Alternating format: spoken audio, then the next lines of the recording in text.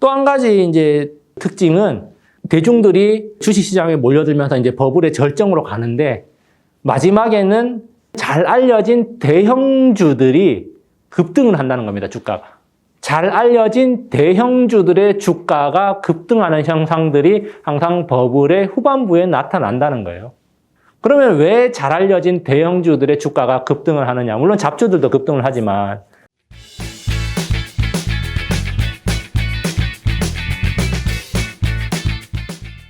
좀 더 넓은 관점에서 제가 살펴봤습니다. 제가 이제 오늘 이렇게 이제 소개를 해드리는 거는 인간의 행동 패턴이나 심리, 시장의 흐름 이런 것들이 반복된다는 걸 확인할 수 있을 거예요. 그렇기 때문에 복귀를 한다면은 도움이 될 거다라는 생각을 해봅니다. 자, 그래서 그냥 핵심적인 키워드만 한번 짚어보면요. 땡땡은 이제 튤립이에요, 튤립. 1600년대 네덜란드에서는 튤립 투기가 일어났습니다. 튤립 투기가 일어났는데 어떤 사람들이 이때 튤립 투기 시장에서 나타났는가? 1억 천금에 눈이 멀어서 뒤늦게 뛰어드는 사람들이 시장에 나타났다는 거예요. 이 제가 소개하는 글은 어떤 데이터를 근거로 하느냐. 이 당시에 발간이 되었던 신문이나 칼럼, 그런데 역사적으로 다 기록으로 남아있던 것들을 수집해가지고 책으로 엮은 거에서 제가 그 책을 읽고 거기서 발췌를 한 겁니다. 그러니까 실제로 다 일어났던 사건들이고 실제로 그 사회의 어떤 사회상들을 나타내는 역사적인 자료들에서 이런 모습들이 다 나타났다는 거예요. 허구가 아니라 실제 사건들을 기록된 겁니다. 그런데 1억 천금에 눈이 멀어 뒤늦게 뛰어드는 사람들이라고 했는데 그런 사람들이 어떤 사람들이냐? 바로 직공과 방적공, 구두장수, 빵가게 주인, 채소장수, 농사꾼 등 일반적인 서민들이었다는 거예요. 결국 서민들은 뒤늦게 뛰어들었어요. 1억 천금의 꿈을 안고. 자, 그런데 어떻게 됐습니까? 갑작스럽게 시장이 붕괴됐다. 그리고 더 이상 살 사람이 없다는 소문이 돌았다. 그리고 1000길더를 받기로 하고 튤립을 팔았던 사람은 결국에는 35길더밖에 받지 못했다는 겁니다. 가난한 서민들은 한몫 보기 위해서 튤립 투기에 뛰어들었지만 결국에는 튤립 등급은 그 이후에도 회복되지 못했다.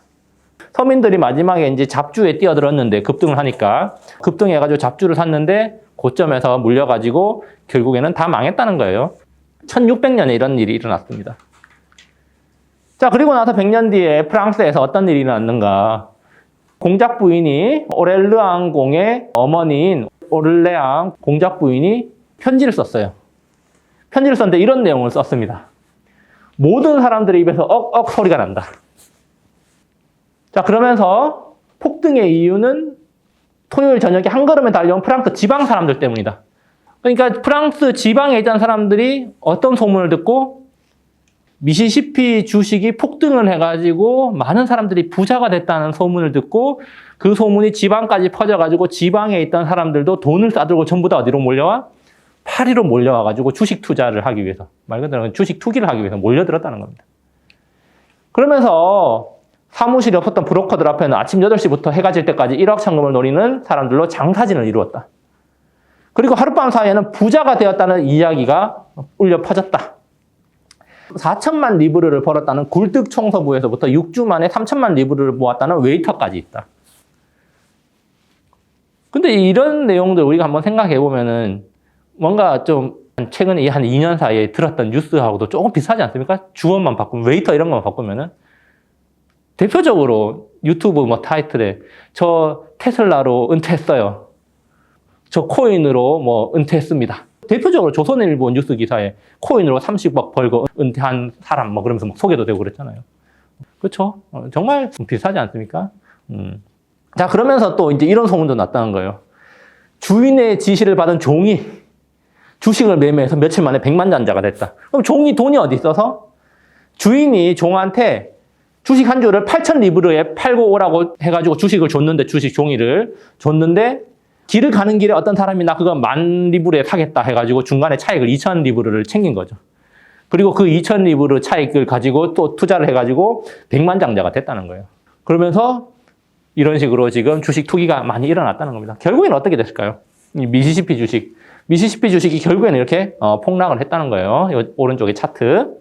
자, 그 다음 1700년대, 이제 그 몇십 년 뒤에 얼마 안 있어가지고 또 비슷한 일이 어디서 일어났어? 영국에서 일어났습니다. 이건 이제 좀 많이 들어봤을 건데 이건 사우스시 버블이 영국에서 일어났어요. 미시시피 버블이 프랑스에서 일어나고 비슷한 형태로 이제 영국에서 사우스시 버블이 일어난 겁니다. 자, 그러면서 잉글랜드 사람들은 수많은 벼락부자를 만들어내는 그 회사 주식만 이야기했다. 사우스시 주식 이야기예요. 자본가들은 일상적인 사업보다는 주식 투기를 더 좋아했다. 자기가 사업 안 하고 전부 다 주식 투자했다는 거예요. 모든 계층이 사우스시 투기에 뛰어들었다. 거기다가 하층민 출신의 여성 투기꾼들도 악명이 높았는데 어떤 여성은 집에서 컵을 씻는 동안에도 사우스시 주식 매매 주문을 냈다고 한다. 그리고 사우스시의 4차 주식 청약 접수가 시작되자 거대한 규모의 군중이 사우스시 본사 앞으로 몰려들었다. 그리고 주당 1000파운드의 1만 주가 순식간에 팔려나갔다는 겁니다. 이것도 왠지 우리가 목격한 모습하고 비슷하지 않습니까? LG 에너지 솔루션 주식을 청약받기 위해서 온 국민이 계좌를 만들고 청약에 했던 것들을 생각하면은 예나 지금이나 참 이런 일이 벌어지고 있는 거죠. 그러면서 모든 사람이 주식시장에 뛰어들기 위해서 생업을 내팽개치고 도시에는 검객단 따라 돌팔이들이 가득 찼다. 그러니까 온갖 직업과 나이 이런 것들을 막론하고 모든 사람들이 주식시장으로 몰려들었다는 겁니다. 자, 그렇지만 결국에는 시장에 역풍이 몰려왔고 마지막에 요크스 빌딩스사의 주식은 305파운드에서 30파운드로 폭락해버렸다. 결국은 10분의 1로 폭락을 해버렸다는 겁니다. 자, 그 다음에 또 1800년대에 한 100년 정도가 지나가지고 영국에서 또 뭐가 일어났느냐. 철도혁명이라는 게 일어났어요. 철도혁명이 일어나는 계기는 이제 산업혁명이 시작되면서 전기기관이 발명이 됐죠. 그리고 나서 얼마 안 있어서 전기기관차가 발명이 됐습니다. 전기기관차가 발명이 되면서 이제 본격적인 기차 시대가 열렸고, 영국에는 런던을 중심으로, 런던에서부터 이제 주요 대도시, 그리고 지방 중심 도시로 철도가 깔리기 시작했습니다. 그러면서 그렇게 이제 철도가 깔리니까 철도 혁명에 대한 대중들의 관심이 높아지면서 철도 회사 주식에 대한 버블이 생겨나기 시작하는 거예요.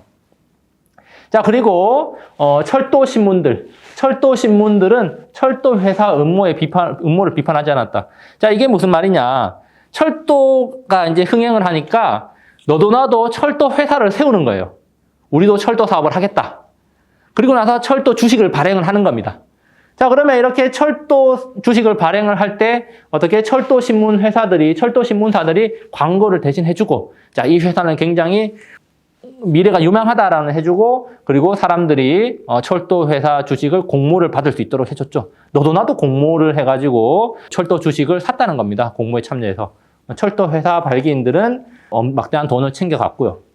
자, 그러면서 리즈 지역에 증권거래소가 3개나 생겼고, 하루 지역의 거래량은 50만 주에 달했고, 주식 브로커들만 3,000명이 생겨났다고 합니다. 그만큼 주식 거래가 화랑을 띄었다는 거죠. 그리고 거리에는 돈 벌기에 혈안이 된 브로커들과 투기꾼들이 몰려들어 장이 열리는 아침 풍경과 같았다. 그만큼 주식 투기 열풍이 많이 불어닥쳤다는 겁니다. 자, 그리고 대부분의 사람들은 생업을 포기하고 투기에 달려들었다. 자, 그리고 또 하나 특징적인 면은 허드슨이라는 사람이 있는데, 이때 이제 영국의 철도왕이라고 불린 사람입니다. 자, 허드슨은 영국의 국민적 영웅으로 추앙받았는데, 이 사람의 인생의 히스토리, 빈털터리에서부터 영국 최고 갑부 중에 하나로 성장한 이 사람의 스토리는 많은 사람들의 귀감을 얻어가지고 롤모델이 됐다는 거예요. 그러니까 흙수저였지만 결국에는 철도왕이라고 올라와가지고 엄청난 부자가 되니까 모든 사람들이 철도 투기에 뛰어들면서 나도 저렇게 될 수 있다라는 희망을 품었다는 거죠. 그리고 나서 철도 투기가 해외까지 번져나갔다는 이야기입니다. 결국에는 어떻게 됐느냐? 결국은 또 똑같아요. 1차 철도 붐이었고 2차 철도 붐이 엄청나게 많이 올랐는데, 여기 이제 주로 이야기는 2차 철도 붐에 대한 이야기입니다. 그러고 나서 결국에는 고점을 찍고 여기 보시면은 바닥까지 폭락을 했다는 거는 변함이 없는 사실입니다. 자, 그 다음 우리가 이제 잘 알고 있듯이, 저번에도 제가 한번 소개를 해드렸듯이 1920년대 이제 미국에서 어떤 일이 있어났는가? 미국에서 이제 주식 시장이 계속해서 화랑을 띠는 거예요. 20년대 고점 찍을 때까지 20년대 중반에도. 그러면서 이제 일각에서는 야, 이 주식 시장이 이렇게 올라가도 되는가? 1700년부터 본격적으로 이제 주식시장의 어떤 자본주의 시대가 본격적으로 열리면서 여러 가지 좀 전에 우리가 살펴봤듯이 영국에서 많은 버블이 있었고 휴증이 있었습니다. 그러면서 여러 가지 증권법들이 제정이 됐고 밸류에이션에 대한 개념들이 생겨나기 시작했어요. 그런 것들이 1800년대 미국으로 그런 이제 시스템들이 넘어가면서 미국에서도 밸류에이션에 대한 개념, 기업 가치에 대한 개념이 생겨났습니다. 어느 정도 시장이 성숙을 했다는 거예요. 여러 버블을 거치면서. 그런데 이제 1920년에 되니까 주식들의 가격이 막 올라가기 시작하니까 사람들의 투기 열풍이 불어닥치면서 기존의 어떤 밸류에이션 측정 가치로는 판단을 할 수가 없는 겁니다. 자, 그러니까 이제 어떤 이야기들이 나왔냐. 물론 이제 시대적으로 굉장히 호황이었습니다. 굉장히 호황기였는데, 이런 기업들의 호황, 그 다음에 주식시장의 호황, 이런 것들을 설명하기 위해서 어떤 이야기 나왔냐. 자, 미국인들은 지금 새 시대에 살고 있다. 즉, 다시 말해서 1900년대 이전의 시대하고 지금은 완전히 다른 시대가 되었다는 거예요. 그래서 금융 관행과 원칙, 기존의 규정들은 의미가 없어졌다. 우리는 이제 새로운 기준을 세워야 된다. 그러면서 물류와 제조업은 잘 훈련된 경영자들이 이끌기 때문에 호황이 지속되고 있다. 이때 이제 컨베이어 벨트가 개발되고 2차 산업혁명이라 그래가지고 대량 생산 체제로 넘어가는 시기였습니다. 자, 그리고 우리가 새로운 시대에 살고 있다는 사실을 인정하지 않고는 지난 6년간 지속된 미국 경제 호황을 설명할 수가 없다. 그렇기 때문에 새 시대, 지금은 우리가 새 시대에 살고 있기 때문에 주식 가치를 산정하는 방법도 바뀌어야 된다라고 이제 주장을 하기 시작하는 거죠. 그렇지만 이제 1929년에 뉴욕 증시에서는 버블이 터지기 직전에 미래 가치뿐만 아니라 저승의 가치까지도 할인한다는 말이 유행할 정도로 됐다. 그러니까 지금의 밸류에이션을 설명하려면은 미래 가치를 끌어오는 걸 넘어서 가지고 저승의 가치까지 끌어와서 설명해야 된다라고 이야기를 했다는 겁니다. 2021년에도 우리가 이런 이야기 많이 들은 것 같지 않습니까? 대표적으로 뭐가 있습니까? PDR이라는 게 있죠. PBR도 아니고 PER도 아니고 PSR도 아니고 이제는 PDR로 설명을 해야 된다. 주식은 미래의 꿈을 반영하는 거다. 그렇기 때문에 미래의 꿈을 우리가 밸류에이션에 반영을 해야지 퍼가 100배든 200배든 그런 것들은 문제가 되지 않고 미래의 성장 가능성만 있다면 충분히 가격이 정당화될 수 있다고 그런 이야기들이 우리나라 증권가에서도 공공연하게 나왔고 그런 식으로 설명을 하는 증권사들도 있었죠. 그러면서 퍼가 200배가 300배건 그거는 문제가 되지 않는다. 뭐 2차 전지 관련주들 퍼가 200배, 300배 넘어가는 건 문제되지 않는다. 왜? 미래에는 꼭 성장을 할 거고 이미 그런 성장이 예정돼 있기 때문에 지금의 평가 기준으로는 가치를 평가할 수 없다라고 했고 시장은 그런 것들을 지지를 했었죠. 근데 지금 누가 PDR을 이야기합니까? 아무도 이야기하고 있지 않죠. 그냥 지금은 거품이었고 광기였다라고 말할 뿐입니다. 네. 자, 그래서 이런 이야기들이 똑같이 반복되고 있다는 거고 그리고 이제 이때 보면은 물론 이때는 과거에 저 뒤에서도 이야기를 하겠지만 철도 버블 이전과 이후는 사실은 좀 구분이 돼야 돼요. 철도 시대 때는 실제로 철도 회사들이 굉장히 큰 이익을 처음에 냈습니다. 그리고 말 그대로 그 사회를 변화시킨 게 맞아요. 철도가 보급됨으로 인해 가지고 버블도 생겨났지만 그리고 이때 1920년대도 버블이 있었지만 실제로 사회가 굉장히 많이 변했고 발전이 된 게 많습니다. 기술의 발전에 힘입어가지고. 물론 여기 보면은 대서양 여객선에서도 증권사 지점을 개선해서 무선 주식 거래가 가능하도록 했다는 거죠. 그만큼 주식 거래가 보편화되고 있었다는 거고. 자, 그런데 여기서 이제 중요한 거는 자동차가 700만 대에서 2,300만 대로 폭증을 했다는 거죠. 자동차 보급이 실제로 많이 이루어졌다는 겁니다. 대량 생산 체제로. 그래서 포드하고 GM의 주가가 엄청나게 많이 올라갔던 거고, 그리고 삶의 양식이 많이 변화를 했던 거죠. 그러면서 GM의 주가는 25년에서 28년 사이에 10배 이상 치솟았고 그리고 라디오가 보급이 됐습니다. 라디오가 보급이 되면서 여러 가지 이야기들, 유행에 대한 이야기들, 여러 가지 또 이슈들이 전국적으로 동시에 퍼져나갈 수 있게 되는 계기가 마련된 거죠. 그런데 이 라디오가 이제 온 나라에 유행을 전파하는 구실을 했는데 1922년에 라디오가 6천만 대 팔렸어요. 그런데 6년 뒤인 1928년에는 8억 4,300만 대로 라디오가 급증했다고 합니다. 라디오 판매량이. 자, 그러면서 이 라디오를 판매하던 회사인 RCA는 주가가 21년에 1.5달러에서 1928년에 85달러까지 57배속 붙였고 29년에 절정에 이르렀을 때는 115달러까지 올라가면서 한 80배 정도 올라갔습니다. 주가가. 뭐 이제 버블의 이제 정점 대장주였다고 할 수가 있겠죠.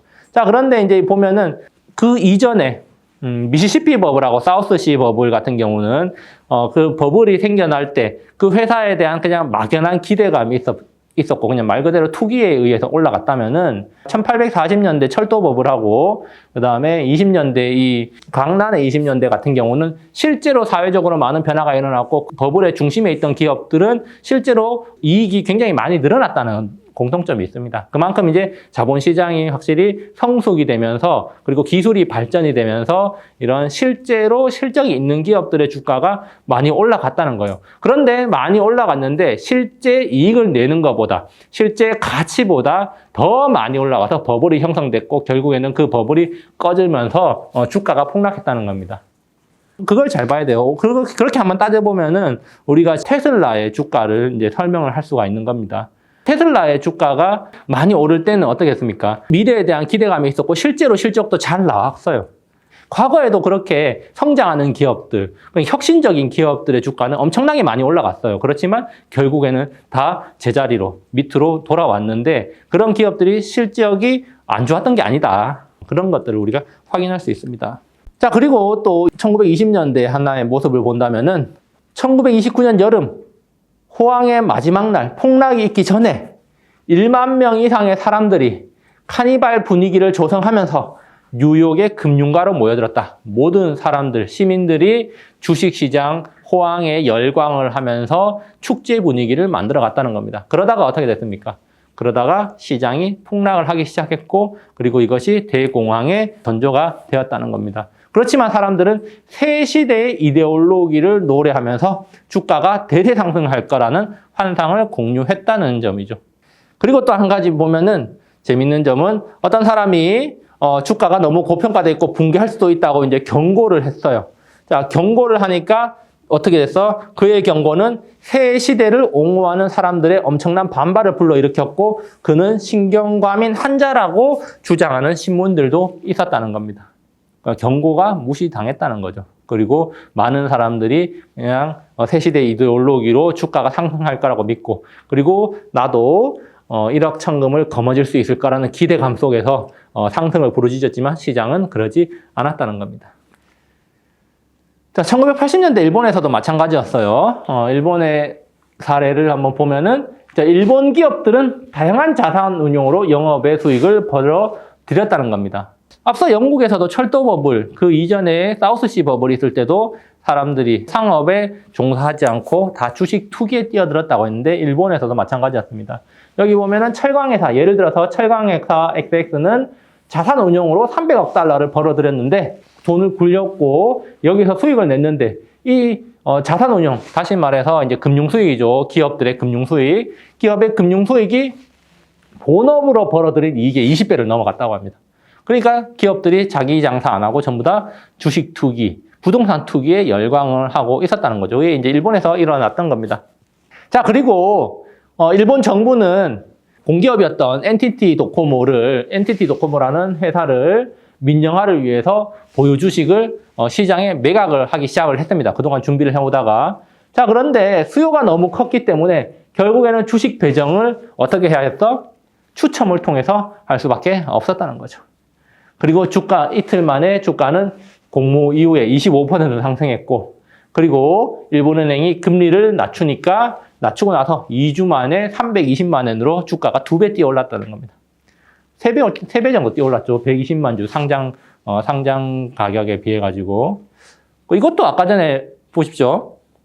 아까 전에 이제 사우스시 버블에서도 사람들이 다 주식을 배정받기 위해서 막 줄을 서서 기다렸는데, 근데 또 80년대 일본에서도 공기업 이제 그거를 민영화를 하면서 주식을 공모할 때 어떻게 됐어? 주식 배정이 추첨을 통해서 이루어질 정도로 광기였다. 그렇죠? 역시 사람은 시대가 지나도 참 변하지 않는 것 같습니다. 자, 그리고 이제 주가 고공행진을 정당화하는 각종 현란한 논리들이 만들어진 것도 비슷하죠. 1920년대에도 이런 논리들이 만들어졌다는 겁니다. 그리고 이제 일본에서는 이때 주식시장도 주식시장이었지만 부동산 시장 버블이 또 굉장했죠. 사실. 자, 그래서 뭐 어떤 일도 있었느냐? 부동산 값이 너무 올라가지고 월급쟁이들은 도저히 도쿄에서 집을 살 수가 없으니까 어떤 상품까지 나와? 작은 평수, 뭐 10평대 아파트가 뭐 될 수도 있겠는데, 자, 작은 평수의 아파트조차도 대를 이어서 100년 이상 분할 상환하는 조건으로 아파트를 판매하기 시작했다는 거죠.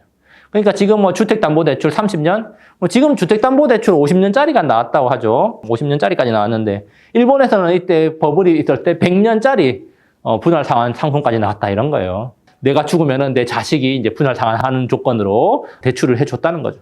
그만큼 사실 금융 투기가 성황을 이뤘다는 겁니다. 그래서 이제 뭐 과거에는 비슷했는데 투기의 종말은 비슷하다. 결국에는 투기꾼들은 한 사회의 속죄양에 대해 희생당함으로써 질서가 회복된다. 카니발의 왕이 숙청당하고 제거됨으로써 이제 축제가 마무리가 되는데, 지금 한번 생각을 해보면 저는 이런 생각을 합니다. 그 철도 버블 때도 보면은 그 허드슨이라는 영웅으로 추앙받았던 철도왕 허드슨, 결국에는 감옥을 갔습니다. 감옥을 갔어요. 그리고 뭐 20년대에도 이제 버블의 희생양은 있었고, 그리고 1980년대도 일본에서도 버블의 희생양은 당연히 있었습니다. 고위 관료들 옷 벗은 사람도 많고 자살한 사람들도 많고, 그 다음에 이제 그 증권 투기에 연루돼 가지고 고위 관료들도 뭐 그런 사람들도 많고, 그리고 2000년대 닷컴 버블 때도 결국에는 엔론 사태라는 게 터져 나오면서 이제 좀 마무리가 되기도 했고, 뭐 LTCM 사태는 이제 닷컴 버블 직전에 일어났었고, 그리고 2008년 금융위기가 나오고 나서는 폰지 사건이 터지면서 금융계 월가에서 굉장히 유명한 사람이 한 150년인가 종신형을 받고 잡혀갔죠. 사기 혐의로. 월가의 거물로 불리던 사람이었는데, 뭐 그런 식으로 이제 어떻게 보면은 사건이 이런 버블이 터지고 나서 그런 시선을 돌려지는 그런 희생양들이 항상 있어 왔다. 물론 그런 희생양들이 잘못을 한 경우도 있고, 뭐 시장이 계속 올라갔으면 잘못을 했다는 게 밝혀지지 않았지만 시장이 폭락하면서 뭔가 그런 것들이 드러났다는 거죠. 그러면은 지금은 어떤 일들이 일어나고 있는가? SFB라고 해서 샘 뱅크먼, 뭐 프리드먼 뱅크먼인가? 그 FTX 사태로 잡혀갔죠. 암호화폐계의 거물이 결국에는 잡혀갔습니다. 미국에서 잡아가면서 아마 이런 이야기가 나오더라. 종신형은 아니고 한 150년형 나올 것 같다. 여러 가지 이제 금융사기죄로. 법적인 처벌과는 좀 별개로 또 사회적으로 조금 비난을 받는 사람도 있죠. 캐시우드가 있죠. 2021년까지만 해도 캐시우드는 뭐였습니까? 돈나무 언니라고 불리면서 많은 사람들의 어떤 추앙을 받았고, 그 헤지펀드 매니저로서 거의 뭐 최고의 지위에 올라 있는 그런 사람들을 추앙받았지만, 지금은 돈나무 언니라고 부르는 사람은 없죠. 뭐라고 부릅니까? 캐시우드를 돈삭제 언니라고 부르죠. 그만큼 지금 그 지위가 많이 떨어져 있고, 그 시대가 변하면서 그런 사람들에 대한 평가도 달라지고 있는데, 어떻게 보면은 시대의 또 희생양으로 지목받는 게 아닐까. 특히 캐시우드는 제가 봤을 때는 월가의 대표적인 어떤 마녀 사냥의 움직임을 좀 보여주는 대표 사례가 아닐까, 좀 그런 생각을 해봅니다. 캐시우드가 테슬라 주식을 더 샀다라고 발표를 했어요. 발표를 했는데, 발표를 하고 나면은 테슬라의 주가는 계속해서 폭락을 했습니다.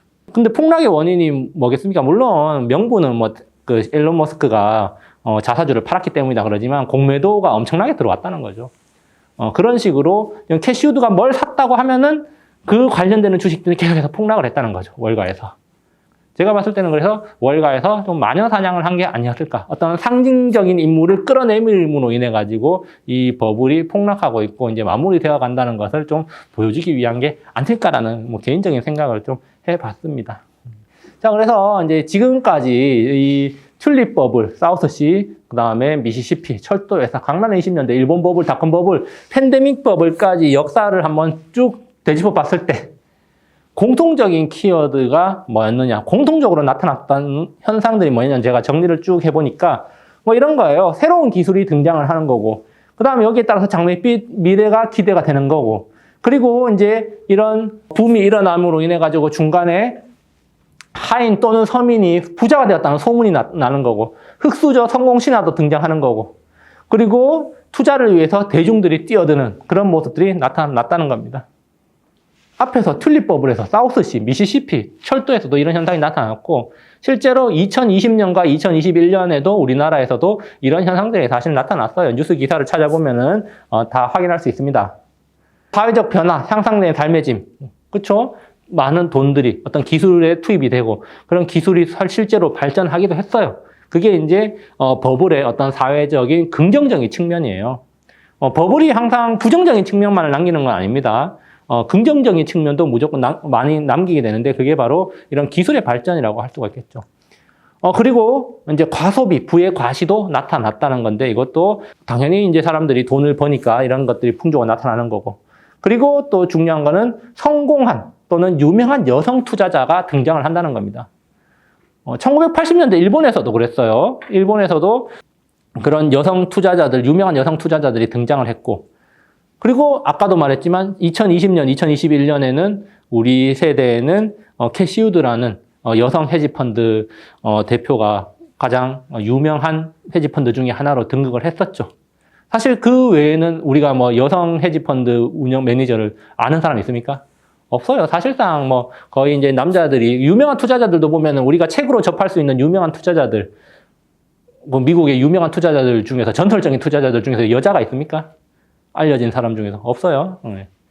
여성 투자들. 근데 참 버블이 있을 때마다 항상 유명한 여성 투자자들이 등장을 했다는 겁니다. 자, 그렇지만 영웅의 몰락이 있고 시대의 희생양이 발생을 했고 그리고 상승이 있을 때는 새로운 주가 상승을 정당화하는 새로운 논리가 등장했다. 그리고 버블에 대한 경고는 무시되어 왔다는 게 공통적인 특징이에요. 그래서 우리가 이제 한번 생각을 해보면은 다음 버블이 일어날 때도 아마도 이런 과정을 또 거치게 될 가능성이 높다. 그렇게 저는 또 생각을 하고 다음 버블에도 만약에 또 이런 현상이 나타날 수 있습니다. 또 똑같이 반복될 가능성이 저는 높다고 생각을 해요. 또 한 가지 이제 특징은 그렇게 대중들이 주식시장에 몰려들면서 이제 버블의 절정으로 가는데 마지막에는 잘 알려진 대형주들이 급등을 한다는 겁니다. 주가가. 잘 알려진 대형주들의 주가가 급등하는 현상들이 항상 버블의 후반부에 나타난다는 거예요. 그러면 왜 잘 알려진 대형주들의 주가가 급등을 하느냐? 물론 잡주들도 급등을 하지만 그동안 평소에는 주식 투자에 관심이 없던 사람들이 나도 주식 투자를 해야겠네라고 생각을 하고 주식시장에 뛰어드는데 그런데 그때 뭘 사야 될지 모르니까 잘 알려진 대형주를 산다는 겁니다. 그래서 항상 그 버블의 끝물에 이를 때는 잘 알려진 대형주들의 주가가 급등하는 모습이 나타나는데 그러니까 우리나라에만 그런 현상이 나타나는 게 전 세계적으로 그렇게 나타난대요. 2021년에 우리나라를 생각해 보면은 2021년 12월부터 1월 사이에 우리나라 시가총액 상위 대형주들이 엄청나게 다 올라갔잖아요. 그러다가 쯤에 2021년 1월 말 2월 사이에 다들 고점을 찍고 사실상 우리나라 대형주들은 하향 곡선을 그리는 경우가 많다는 걸 아마 확인할 수 있을 겁니다. 그러면 우리의 이제 관심은 또 이런 거잖아요, 사실. 다음 버블은 또 있을까? 진짜 내 생에 또 이런 버블을 만날 수가 있을까? 진짜 다시 한번 만나가지고 또 한번 인생 역전의 드라마를 써야 되는데